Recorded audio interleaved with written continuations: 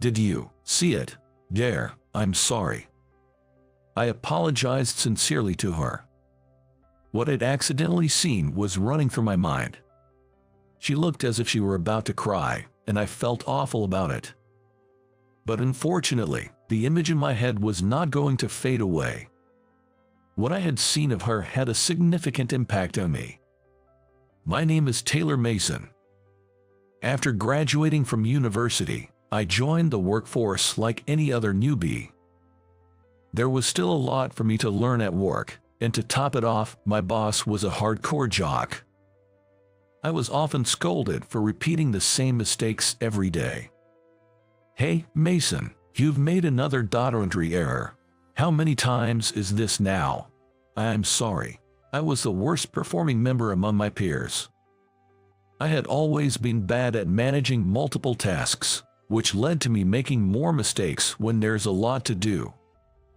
I was constantly getting yelled at work, and I couldn't help but sigh, wondering how things came to this.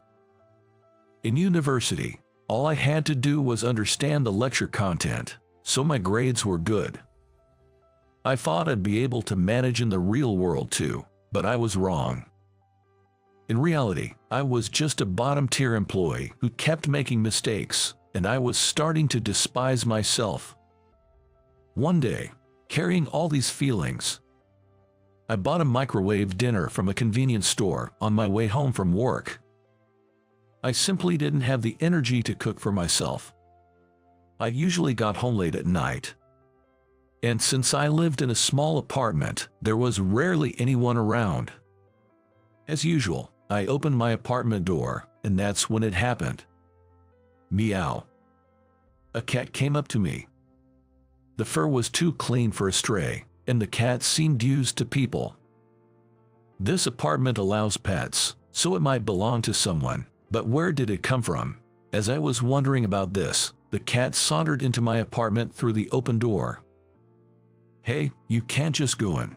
Fluffy, has Fluffy come back?" Hearing the cat's meow, my neighbor burst out of her door. I turned to look. She was a woman, probably in her early 20s, and she had rushed out in a worn-out sports bra. I was speechless. She had come out in such a hurry that she was barefoot, and she was showing so much skin that I panicked for a moment, thinking she was naked. When she saw that her cat had entered my apartment, she said, "I'm sorry, that's my cat." Oh, here, she realized that she was only in her underwear and turned her face bright red. "I'm sorry, that's my cat. I'll get him out right away." With that, she rushed back into her apartment, returning in about 30 seconds. She was clearly just wearing a hoodie over her sports bra. I didn't want the cat to get hurt inside my apartment, but I was also hesitant to invite a woman into my place at night. So, I said, "I'll try to catch the cat. Just wait here," and attempted to catch the cat. But I couldn't. Was it always hard to catch a cat? Left with no other choice, I had to ask the woman to come inside and catch the cat herself. The cat didn't resist when the woman tried to catch it. It just went with the flow. "I'm sorry for the trouble. I'll make it up to you another day." Saying that, the woman left as it was getting late. Well, she was dressed quite oddly. The next Saturday, the woman came to visit, bringing some sweets with her. I led her into the room to check if the cat hadn't broken anything, and we sat down for a cup of tea. Honestly, since I had led her in my room yesterday, I didn't resist much. Her name is Julia Roberts. She seemed to be a college student, and from the big shoulder bag she brought, it seemed she probably planned to study somewhere after this. She owned a cat named Fluffy. Actually, yesterday Fluffy went out onto the balcony, and I heard him crying at night, so I rushed out in such a strange outfit. Julia was blushing as she explained. "Oh, Fluffy scratched me up pretty bad. It's even more embarrassing to be seen like this. Cats can be quite a handful, huh? I heard cats scratch everything around them when they need to sharpen their claws. So, their clothes got scratched occasionally, but it costed a lot to buy new ones each time, so they wore them when they're not meeting anyone. I'm really sorry for the trouble. Don't worry about it. Just take good care of your cat. Julia thanked me again and got up to leave. But at that moment, her shoulder bag fell over and all the documents inside spilled out. Are you okay? As I scrambled to gather the papers, she exclaimed, No, no. She quickly snatched the papers away from me. But I had seen it. The documents were notices of re-examinations from her university. And there were so many of them. The number of re-examinations was so large, it made me worry about her credit completion. Did you see it? Yes, I'm sorry. I apologized sincerely. At that, Julia blushed deeper than when she had been seen in her underwear, her face on the verge of tears. Everyone says it. They say college is a piece of cake if you attend lectures, but it's impossible for me. I'm not smart. Wah. Overwhelmed with emotion, Julia collapsed right where she stood. It seemed her academic performance was severely to the point where not only graduation, but even progressing to the next grade was in jeopardy. She had always been made fun of for her poor grades, and it seemed she had developed a complex, or rather, a trauma about it. Well, if you want, I could help you with your studies. No, I went to the same university. I took the same courses you're having re-examinations for. Really? What a coincidence. Julia was attending the same university I had. So that made her my junior. Julia was quick to take up on my offer. It seemed she had tried asking her friends for help with her studies before, but kept making the same mistakes, and they had given up on her. Well, I did have good grades in university, and depending on the subject, there are tips and tricks. Maybe if I taught her those, she might just make it. So, we decided to have a study session every Saturday. Well, after seeing the sheer amount of re-exams she was facing, I was quite worried and couldn't get it off my mind. I finished work and bought dinner on the way home, so I got home a bit late. So, I had planned to make our break on Saturday, but it turned out that Julia had an imagination that far exceeded my expectations. She was constantly coming up with answers that I had no idea how she arrived at. Honestly, our weekly study sessions were not enough. So, I decided to add additional study sessions on Tuesdays and Thursdays at Julia's house. This was also because Julia suggested, let me cook dinner as a thank you for the study sessions. Teaching someone is also a way of studying for yourself, so I made an effort to explain the problems that Julia seemed to have difficulty with in a way that was easy to understand. Julia seemed to be studying hard in her own way and gradually improved her grades. As for me, I started to take more notice of my surroundings and my minor mistakes decreased. The number of days I could get through without being shouted at increased, and there were fewer hard times at work. And then, 6 months later, I did it. I don't have any resits anymore. Finally, Julia was freed from the hell of resits.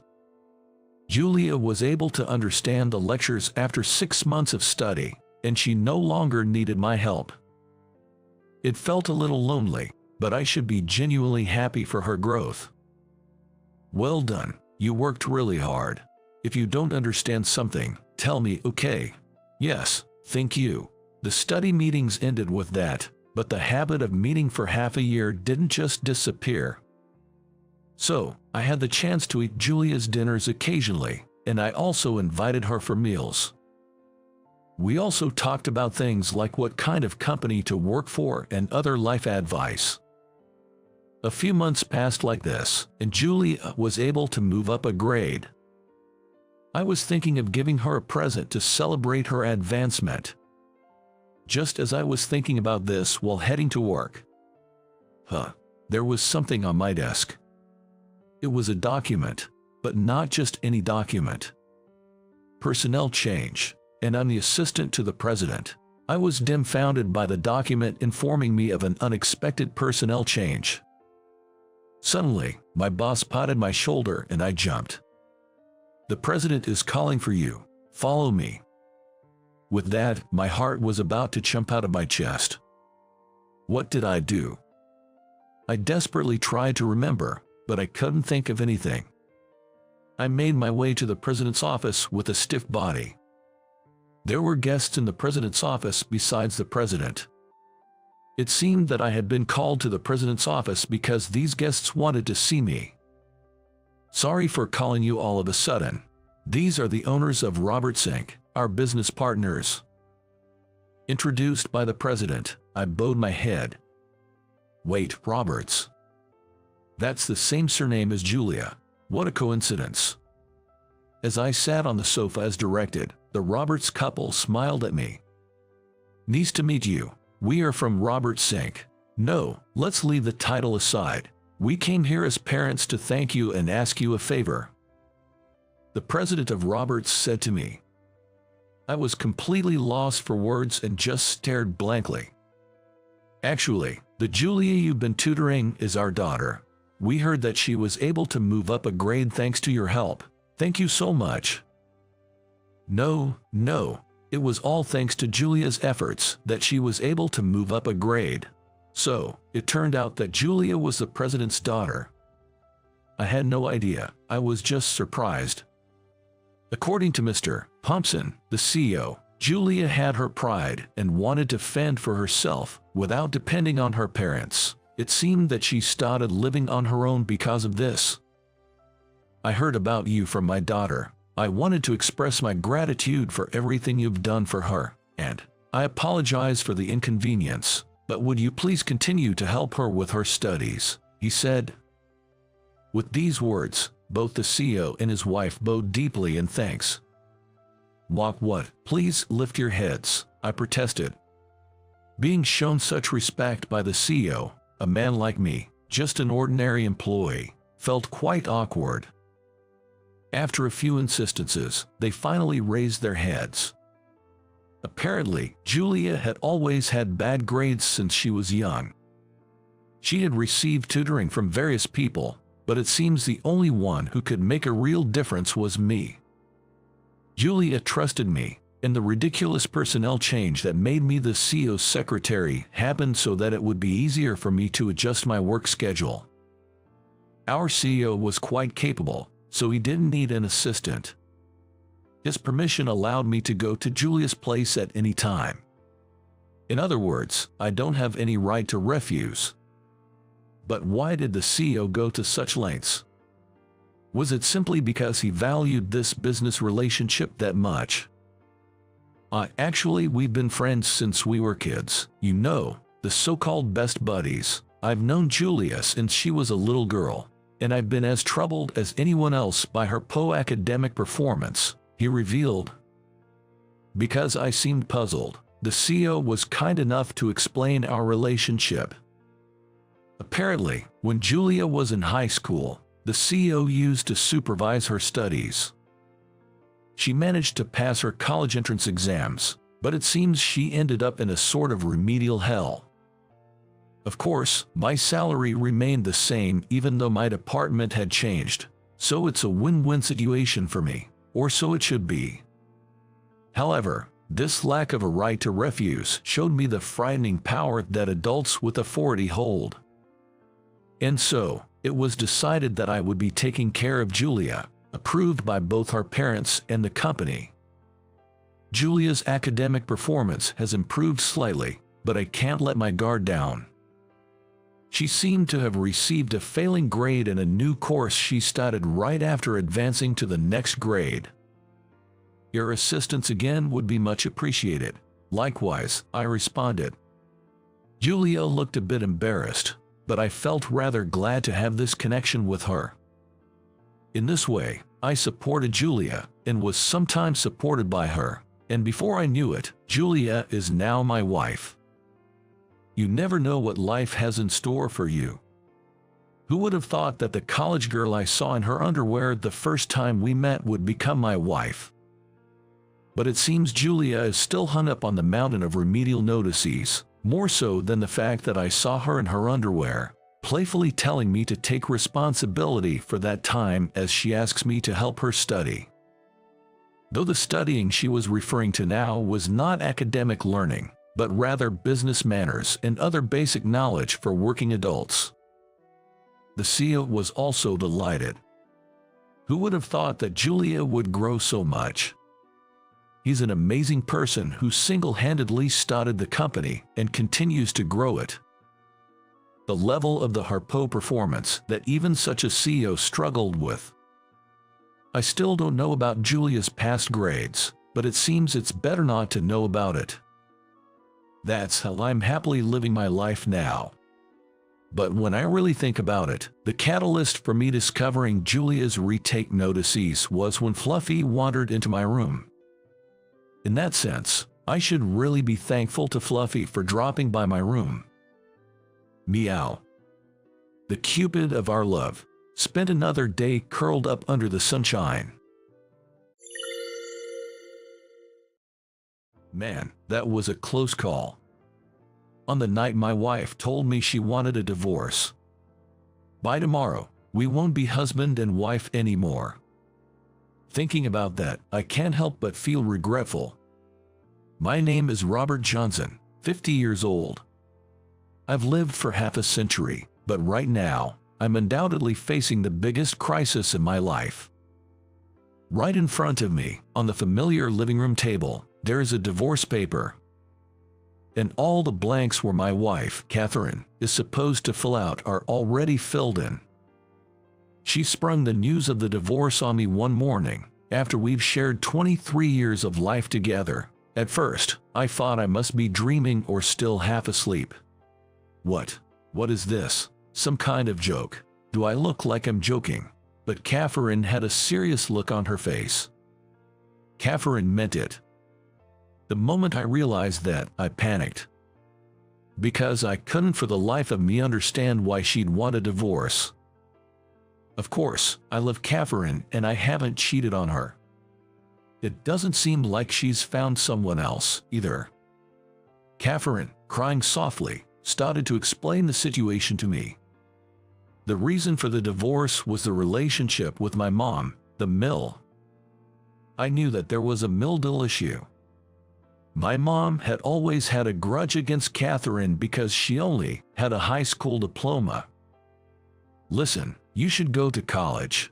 High school grads can't get good jobs and they lack common sense. You'll only end up suffering if you're with them. This has been my mom's mantra for as long as I can remember. My mom raised me as a single mother and even put me through college. My high school grad bat left us for another woman and debt. That's why she hates high school grads. Of course, there's some truth to that. But there are people with no common sense in the world, whether they are college or high school graduates. In Catherine's case, she lost her parents early on and had to start working right after high school to support herself. She's very responsible, and I've never found her to be unreasonable. I managed to convince my mom to agree to our marriage, and I've stepped in a few times to mediate their disputes, but it seems she's been bad-mouthing Catherine behind my back. But Catherine has been enduring all this. As I've said before, I was raised by a single parent, and the only relative Catherine could rely on was my mom. So, now that our daughter Lily is 23 years old and getting married this year, she's brought up the subject of divorce. Your mother will be attending the wedding, right? You know, your mother told me if you come, it'll be a hassle for Lily. Don't come to the ceremony. I never thought I'd be told not to attend my own daughter's wedding. I've put up with this for so long, but I can't take it anymore. I can't live with your mother anymore, and I don't want to. And you didn't help me. I can't believe you.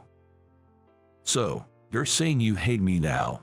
In my shock, I blurted out some unnecessary words. With a trembling voice, Catherine clearly stated, I don't know right now, but I do hate your mother, and then she got up and ran crying into our bedroom. I'm ashamed to say that I was too shocked to move. I thought I was doing my part to keep my mom from hurting Catherine, but it wasn't enough. I had thought I was helping, but I failed to notice the strain on Catherine as she bore her limits. My mind was a complete mess. I couldn't understand anything. The only thing I could comprehend was that Catherine was determined. I wonder how much time has passed. Finally regaining some composure, I dialed up my mother. It was to verify the facts. But blurting out, "You've been harassing my wife, haven't you? It's so wrong to be harsh on Catherine," would just cause a quarrel. To keep the conversation calm, I started with casual chit-chat and tried to subtly probe her thoughts on Catherine.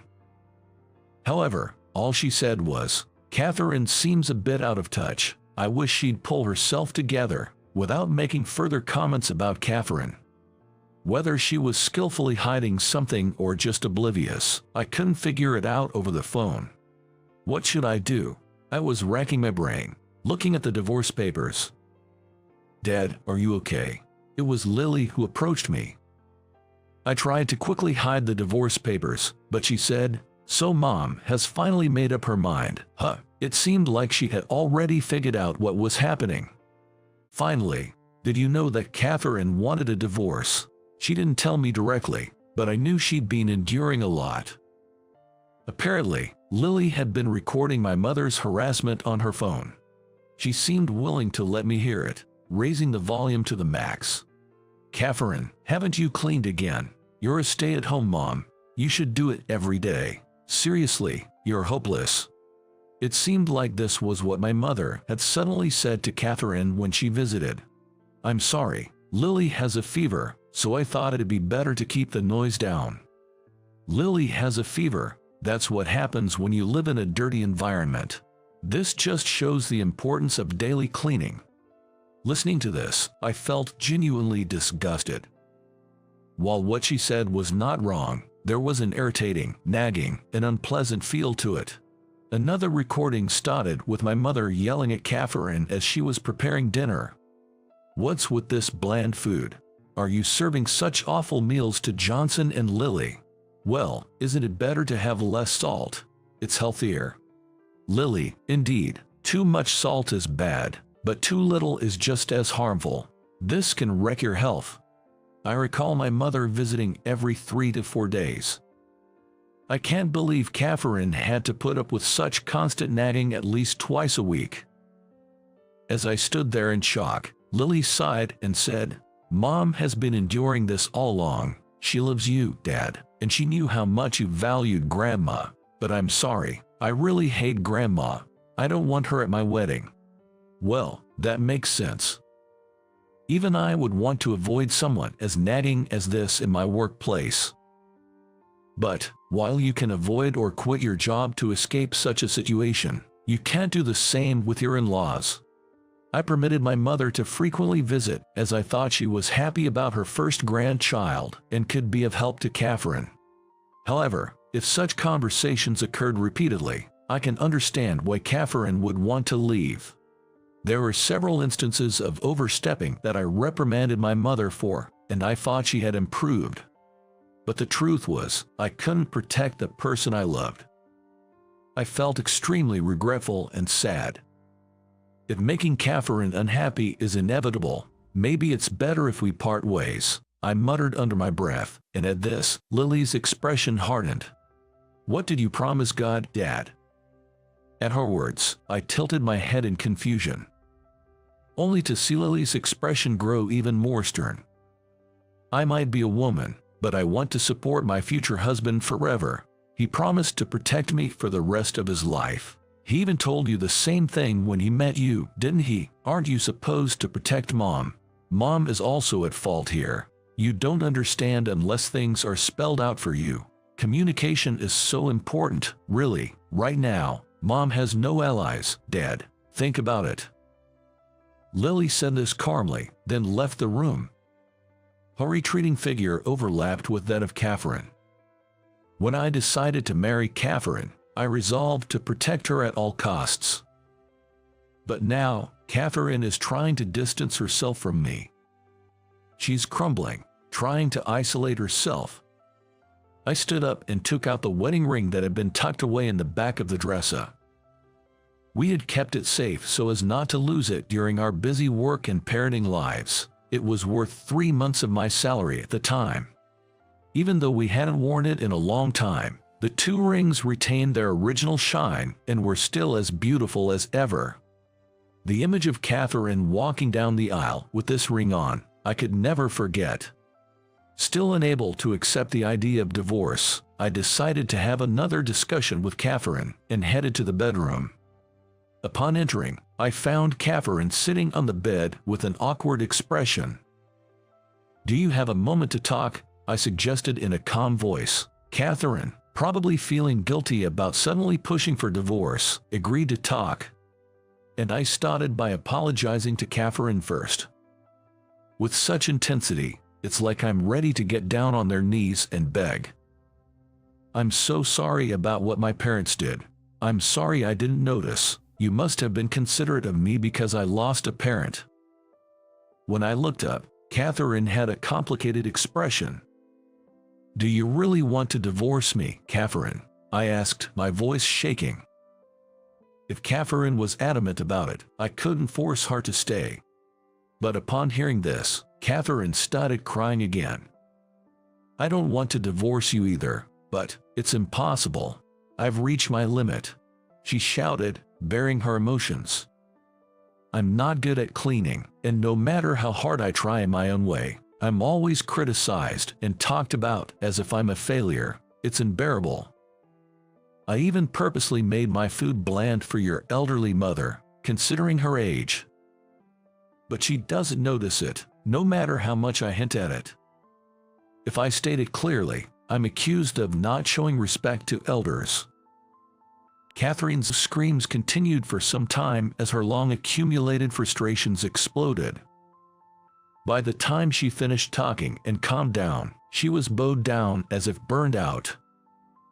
I feel pathetic for not noticing the change in Catherine until it got this bad. "I'm sorry. I promised to make you happy. I swore to do so when I gave this to you. I'm sorry for making you endure all this." I take out a ring. Seeing this, Catherine's eyes widen.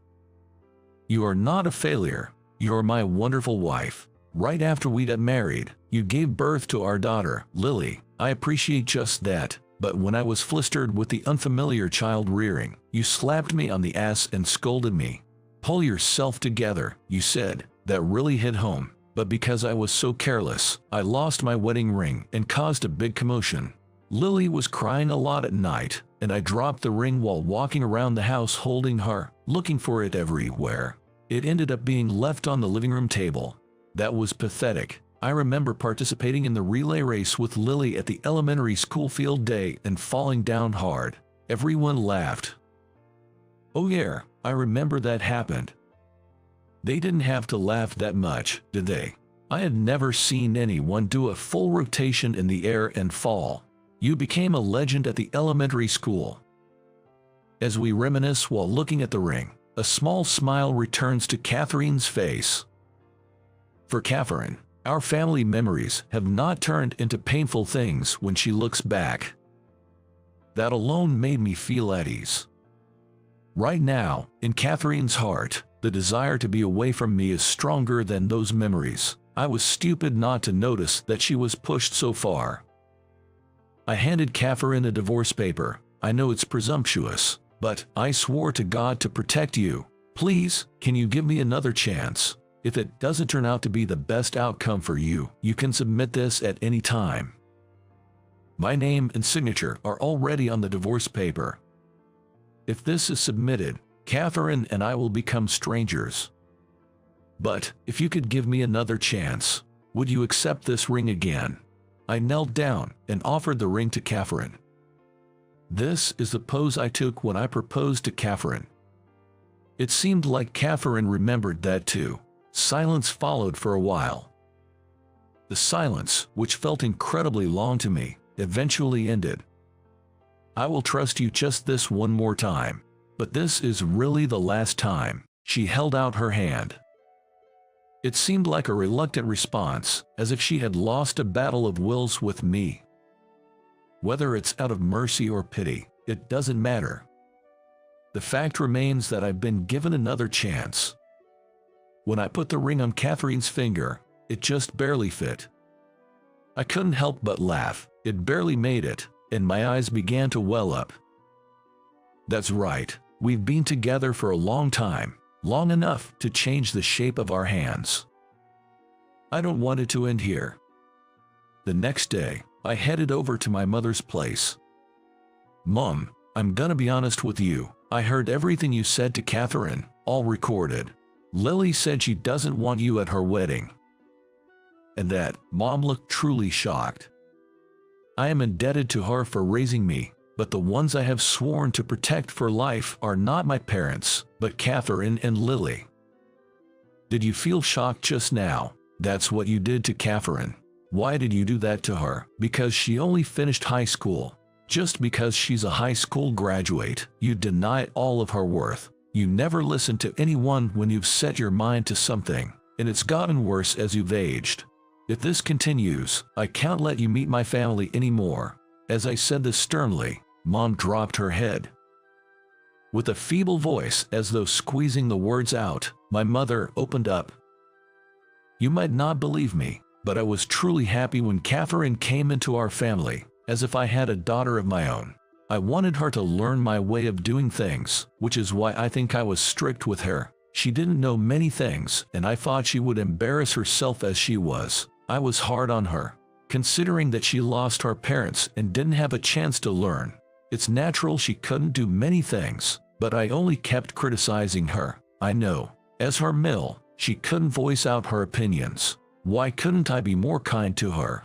According to my mother, the comment about not attending the wedding was actually a harsher way of saying she was worried about Catherine not being able to handle the manners and etiquette of such events. Even I am not perfect at handling these traditional customs. It seems like the harsh treatment was also due to neighbors commenting about Catherine's lack of etiquette. It appears the initial trigger was her not wanting Catherine, who she saw as her own daughter, to be talked about poorly anymore. I thought that it's just like my perfectionist mother. But, regardless of my mother's intentions, the recorded conversations were not excusable. I'm really sorry. If my precious girl left me, my mother, with her hands covering her face, was visibly shaken. It was the first time I saw my always assertive mother like this. When I went back home, I told Catherine and Lily about the day's events.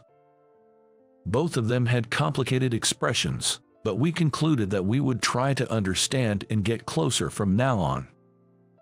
My mother, learning that she needs to refrain from saying too much and that observing is also important, started to pass any comments through me, and our relationship improved. The relationship was mended to the point where she could attend Lily's wedding. And today is Lily's wedding. Lily, who resembles Catherine so much, is walking down the red aisle with me. Lily, who looks so happy as the ceremony is about to start. Seeing Lily like that, neither Catherine nor I can stop our tears. On our fingers, wiping away each other's tears, were the rings that we had used to pledge our love 23 years ago, quietly shining. How was it? Subscribing to the channel will be an encouragement for our work. See you again in the next video.